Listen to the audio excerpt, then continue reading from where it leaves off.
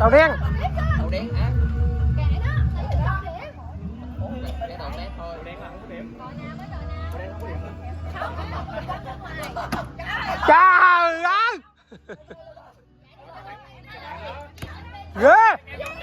Ghê ghê ghê.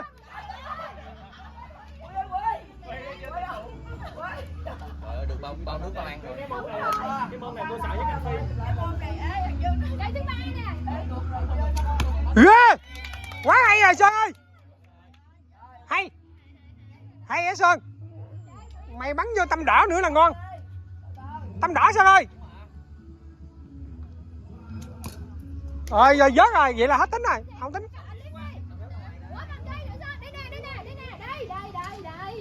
Sao lấy của người ta? Vậy là mình tính 4 cây chưa?